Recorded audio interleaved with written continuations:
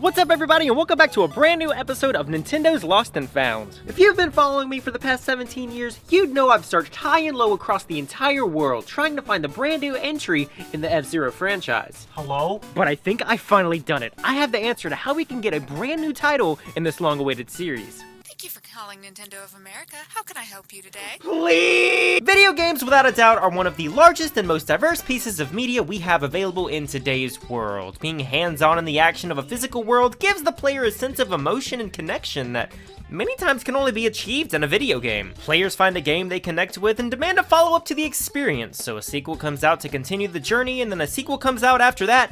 Next thing you know, you have an entire franchise on your hand, and you're down $100 for buying plastic weapons that you can never use. And without a doubt, the company most known for creating these iconic franchises is Nintendo. There's a reason why when grandparents think of video games, the first thing that comes to mind is Mario and Donkey Kong. They've been here since the very beginning and are responsible for some of the most iconic characters in not only video game history, but all of mainstream media as well. Sure, other companies have given us titular characters that will go down in the history of video games to be remembered for years to come, unfortunately in some cases, but just by looking at Nintendo, hell, just look at the Super Smash Bros. Roster. It's plain to see that Nintendo has created an empire of characters that are without a doubt guaranteed to be remembered for years and years to come. Don't believe me? Ask your grandma who this is. I guarantee you she's gonna know the answer. But with a company as massive as Nintendo, not every game franchise is gonna hit the mark. For every franchise as big as Mario, there's bound to be a certain series or two that are lost in the history of time. For every Legend of Zelda that reaches over 20 million units in sales, you happen to have one bite-sized Chibi-Robo that never truly gets the respect it deserves. And with all of these games sleeping peacefully inside of the Nintendo graveyard, I thought it would be a great idea to take a look at some of these titles. Some of these might be games you've never heard of before, and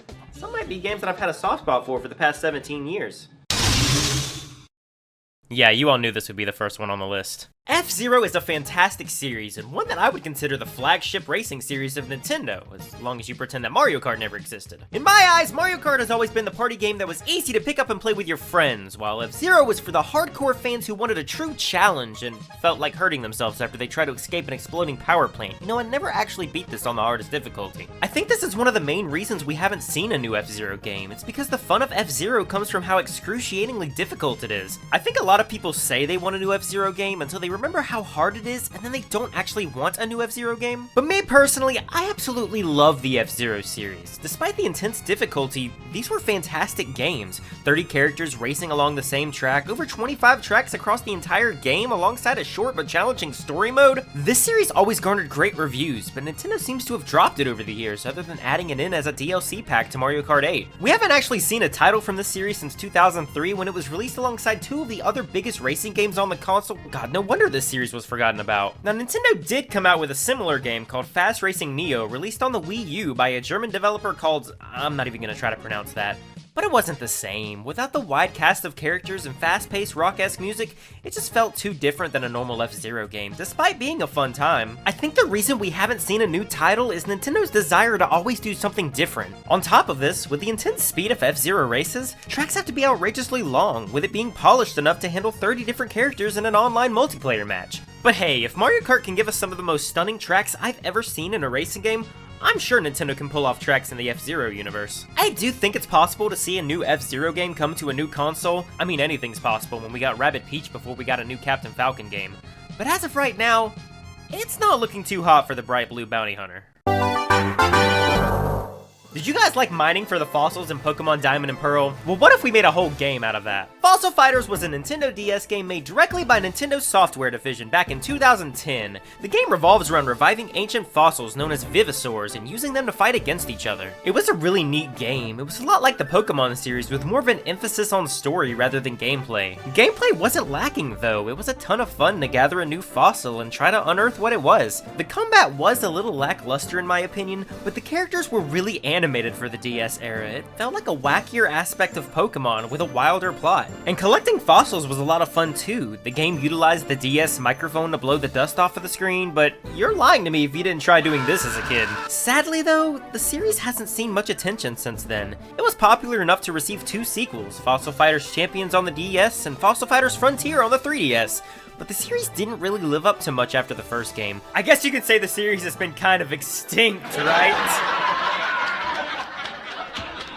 Alright, I think it's time to talk about... You can't talk about dead Nintendo franchises without talking about Mother. It's no secret that this series has been at the center of internet jokes for about 10 years now. Come on, Reggie, give us Mother 3! If you're not in on the loop, Mother is a JRPG that you probably know from the Smash characters Ness and Lucas, and believe it or not, it's one of the most beloved franchises in Japan's video game history. For a game released in the late 80s, early 90s, it has an absolutely amazing cast of characters, deep emotions, and a bit of an intricate plot. Now, I could attempt to explain the plot of Mother, but if I did that, I'd have to make a 3-hour-long video about it. So all that I will say is that if you like Undertale, Toby Fox took a lot of inspiration from Earthbound when developing for Undertale, and actually worked on fan projects for the series. Mother is a series that I don't believe Nintendo ever imagined would be as big as it was, but it's turned out to be a cult classic, considered by many to be one of the greatest JRPGs of all time. Not bad for a series that took 25 years to get its first game translated over to new consoles. Yeah, the Mother series has always been at the center of controversy, as Nintendo has never really wanted to release translations in the West for what they consider sensitive subject matter. To be fair, with Ness and Lucas being younger characters in a game that has suicide, drugs, and a lot of dark topics, I can understand that a little, but come on, at the same time I saw them release Bayonetta and Devil's Third, Nintendo doesn't really have any excuses at that point. In addition to this, the original director Shigesato Itoi has mentioned multiple times that he has no plans to work on a 4th title in the series, and I can respect that, but come on Nintendo, if a whole team on the internet can make a fan translation and you haven't taken it down, surely you can come up with something. Yeah, this isn't owned by Nintendo anymore, but wouldn't it be something? Panel Upon is my favorite series that's never had a consistent name change across its many titles and localizations. Panel Upon, Puzzle League, Tetris Attack, I don't know who keeps coming up with the names of these different titles, but I just want a new game in the series. Panel Upon is a different take on the classic Tetris style. You match up 3 blocks in a row and take out your opponents by chaining together combos and sending garbage blocks their way. It's kinda like a combination of Tetris and Puyo Puyo, but I promise you it's better than both of those games combined. I think most people know this title from the original Pokemon Puzzle League on the Nintendo 64, but the series actually dates back all the way to the Super Nintendo. This game is an absolute favorite of mine. I will actually pay you to try and beat me at this game on the original Game Boy. It's such a simple title, so I want to know why Nintendo hasn't picked this back up. Sure, it doesn't have the biggest following, but these games are relatively simple and an absolute blast to play with friends.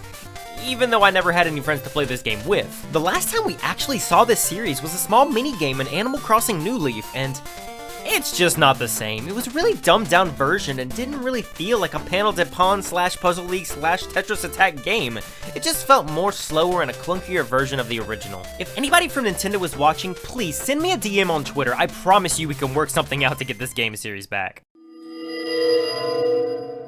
Yeah, did you know that Nintendo owned Fatal Frame? Horror games have become wildly popular in recent years, especially with the rise of multiple Let's Play series. Since video games are capable of being bigger and taking on a more cinematic approach, in recent years we have seen some truly spectacular titles come forward. Resident Evil 7, Resident Evil 2, Resident Evil 3, I promise you there's more than just Resident Evil titles on this list. Imagine the graphics of PT, but with a Fatal Frame style of play. That would be a nightmare of a game series, and something I would love to experience as your average not a horror game fan. Running around and taking pictures of who knows what in the middle of the night, alongside the creative mechanic of using a camera to shun off enemies, Fatal Frame is a game series that has sort of been lost in the history of time and deserves to have a title on new platforms. Now, I wasn't allowed to have teen and mature rated games as a kid, so unfortunately I never got to experience this, but I'm really hoping for a new game where I can try this out in a brand new light, because Nintendo would have the opportunity to make a truly genre-defining game for the new generation.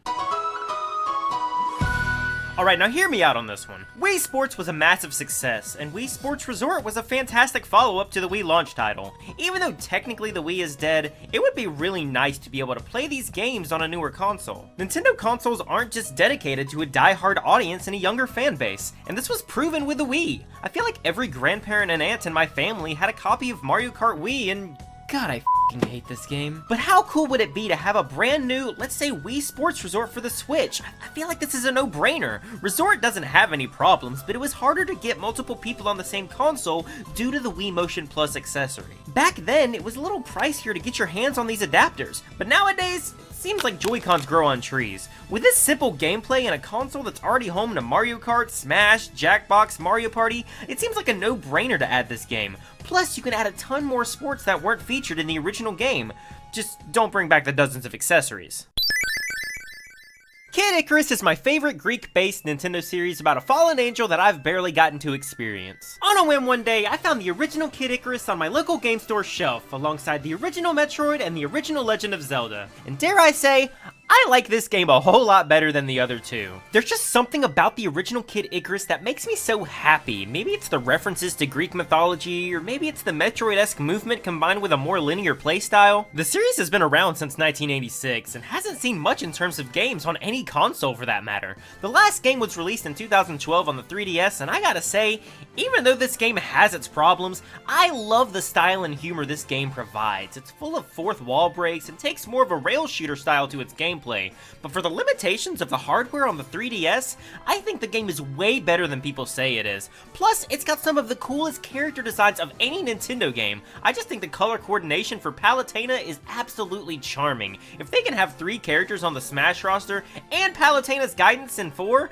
I would love to see what they can do with a brand new title on the Switch, and I don't think there's a reboot that I'd like as badly as this one. And that was about 7 titles that have just been lost throughout Nintendo's history. They have a massive library of games that I could have gone through, but I don't have time to do that. I'm already at 11 minutes and 12 seconds, so I thought it'd be a great idea to just take a look at a couple more that I don't really have much to say about, but are still worth mentioning. Golden Sun, and I'll be honest, I was never in on the Golden Sun phase. This is one of Nintendo's lesser known RPGs that follows Isaac, one of the most highly requested Smash characters in existence. The game has a ton of great reviews as an older title, and I really like this art style. It reminds me a lot of Chrono Trigger, which I'm not gonna be one to complain about. Mario sports titles, I'm planning on making a video about this at some point, but I just wanted to mention that even though we have this flaming pile of garbage on the Switch, I would love to see a return to form with a new baseball, soccer, or especially golf game. Snowboard 1080. I remember this game was a little popular before my time. It was more of a realistic take on the snowboard kid style. This was actually a predecessor to SSX, and it controlled beautifully. Even to this day, you can tell this control style was handled with a lot of care.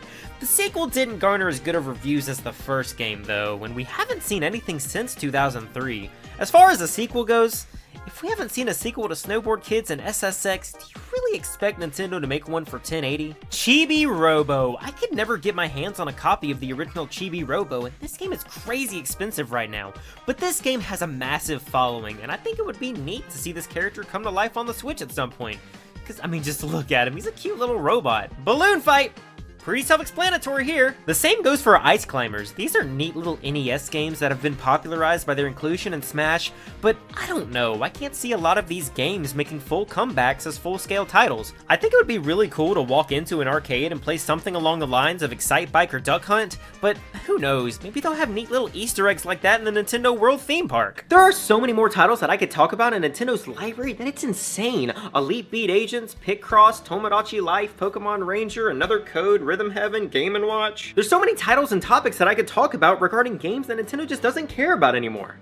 And that's okay. As much as I would love a new FZero and Puzzle League, with games like Duck Hunt, Picross, and Snowboard 1080, it's hard to imagine there's any way Nintendo could feasibly make these games and create a profit. It's not that I don't want to see these games, it'd just be hard to put these titles up against other major IPs in the Nintendo boxing ring. Wait a minute. I forgot something.